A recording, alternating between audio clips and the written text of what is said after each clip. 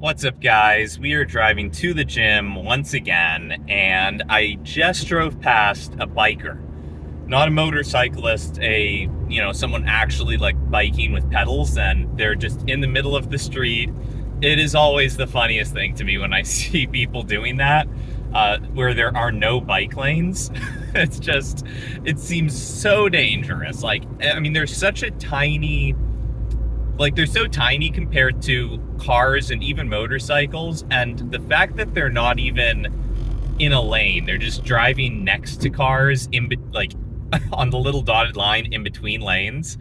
It seems like the most dangerous thing, and I'm surprised that any of them survive, because the consequences of getting hit while doing that I assume they would be fatal, and I feel like you're probably more likely to get hit than any other thing in the road, just because you're such a small target, which actually makes it sound like you're less likely to get hit, but really I feel like, you're less likely to be seen, and someone might just, merge lanes, looking in the rearview mirror thinking, oh, there's nothing next to me. I would hear a car or something like that. Because you're so quiet, and it is just the most dangerous and kind of nerve-wracking thing when they're near me. I always want to give them a very wide berth whenever they're in the road. With a bike lane or something like that, it makes more sense, but there are some brave people out there that are just in the street next to cars that are going 45, 50, 60 miles an hour. And it's pretty scary stuff, I have to say. I personally don't think I would ever do it. While I would like to bike more, I do have a bike. I would like to actually use it. I haven't used it in years. There's just nothing within biking distance that would be convenient to bike to for me. I live in a suburban area, and I have to drive probably at least 5 minutes to get anywhere of importance. And to bike there would probably be 15, 20 minutes. And those closest of places are all grocery stores and that kind of stuff, where I'd want to then take something back home with me, and I'd have to have a backpack while I was biking. It wouldn't make any sense. If I were ever to bike, it would be at a park or something like that. I just feel like, this city wasn't designed for bikes. Most of the roads don't have bike lanes.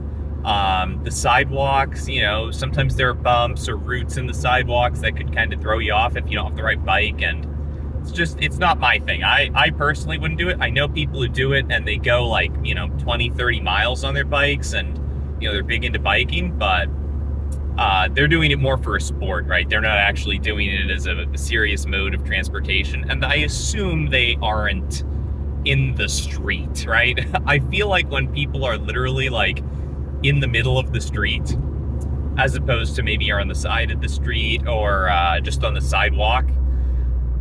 When you're in the middle of the street, I assume you're doing it as some means of transportation, and I'm sure it was great for that 200 or 300 years ago, but nowadays I've got to go with a car, or at the very least a motorcycle. Motorcycles are so cheap. It's for $5,000, I feel you could get a pretty reasonable motorcycle, much nicer than any car you could get for that price. And they have such great gas mileage. Yeah, they're dangerous. More dangerous than a bike, though? I don't think so. Granted, you could, you're more at risk of injury if you yourself crash, but I feel like bikers probably get hit more than motorcycles, because you're actually looking for motorcycles when you drive, and bikes, they're just not on my radar. But let's see. Today, just spilled some water on myself. Today has been a pretty reasonable day. Not my favorite day, not my least favorite by any means. A slightly stressful day just because of some family stuff. And I feel like, for me at least, that's where most of the stress in life comes from. Not that there's a ton, but just I feel that any other stress in my life, I'm very good at cutting out. And obviously, I'm not going to cut out family just because things are a little bit stressful, but I feel like that is why family can be more stressful for me because, most things in life, if there's something that's going not quite right, I'll figure out a way to change it or to remove it from my life. But with a family member or with any person in general, it's not always the easiest to change people. And sometimes, depending on what you're trying to change, it might be impossible. And so that would mean the only other option in that case, if you wanted to get rid of the stress, would be to cut the person out. And, that's not really an option for family. That's happened for me with other people that weren't family. If someone was just too stressful or not, the right fit for me, then I'd say, all right, well, I just won't see this person anymore. But, with family, it kind of lends itself to the situation where more stress can be introduced to your life because you're not going to cut those people off and they know it. And, maybe they do some things that they shouldn't do. I always try my best to not do anything that I shouldn't, especially to family. And, that's not always reciprocated. Some people mature differently, and, younger members of the family in particular can be a little bit less mature. Let's put it like that.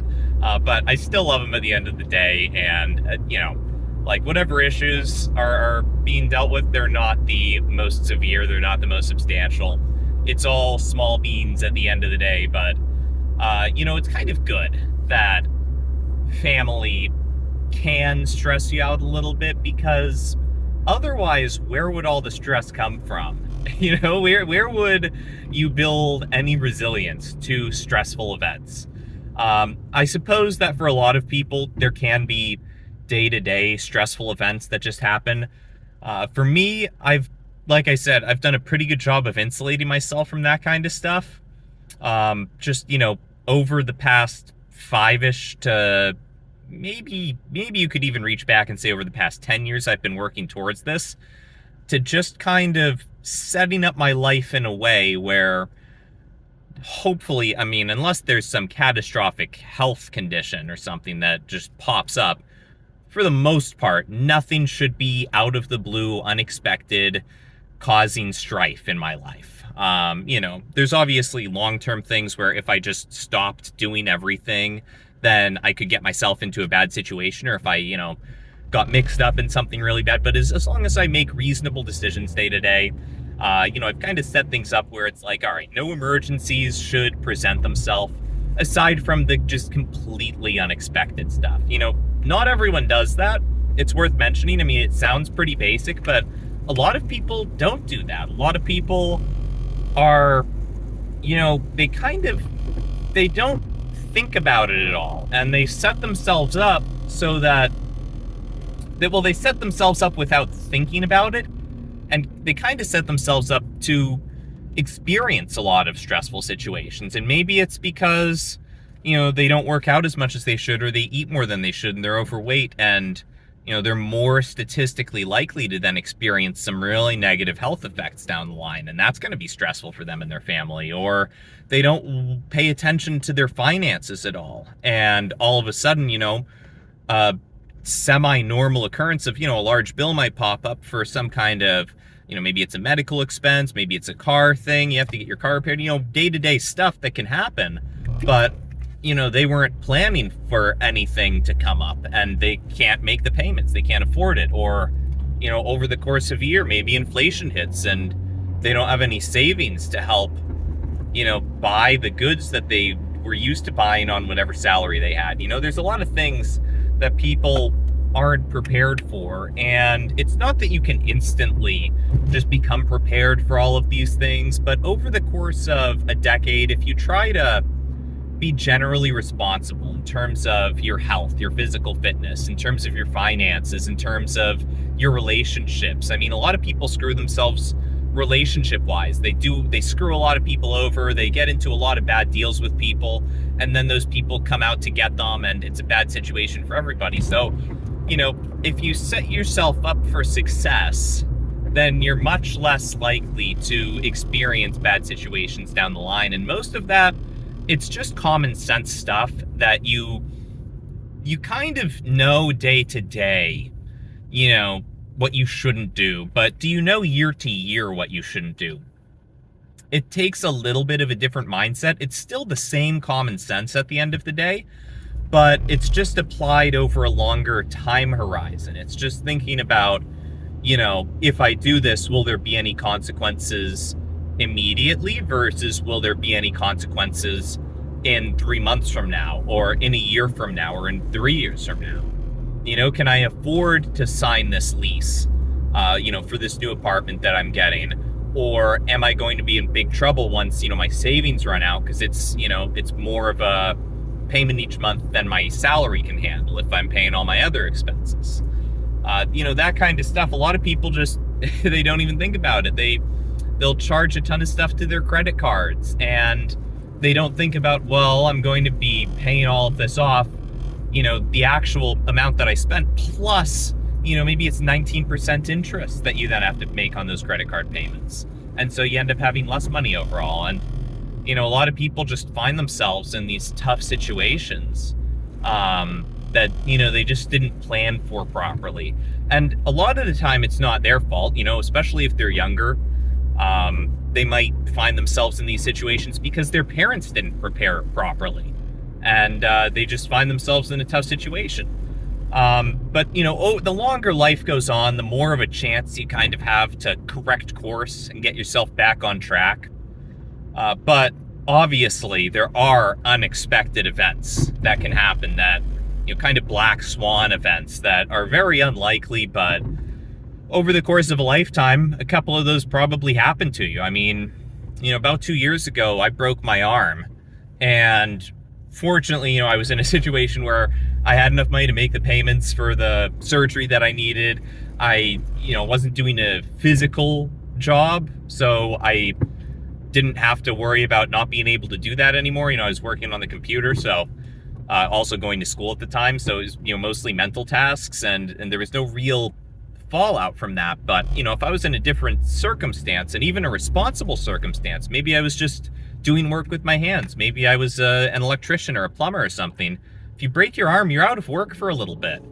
And, maybe the surgery costs eat up most of whatever nest egg you have, and you could be in big trouble, if the circumstances were a little bit different. So, obviously stuff like that happens. And then once again, there's the kind of unavoidable circumstances that pop up, like if you have family members, they're going to be a part of your life, and they're going to do stuff that maybe you don't agree with and you don't think is best, but that's what they're going to do at the end of the day. So, you have to learn to live with some things, and it is good, I think, to be fairly resilient when unexpected and unpleasant things occur. So, in a way, I am grateful that, things like this still happen, and I'm not just caught completely off guard when, other things might happen that could even be worse. At least I'm a little prepared. I've experienced a little bit of hardship, as minor as it may be,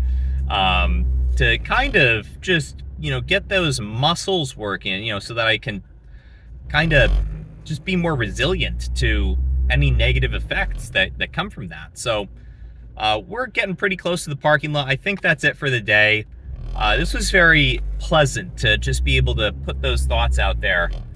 I was a little bit stressed out before doing this. After talking about it a little bit, I feel much better. So thank you guys for listening.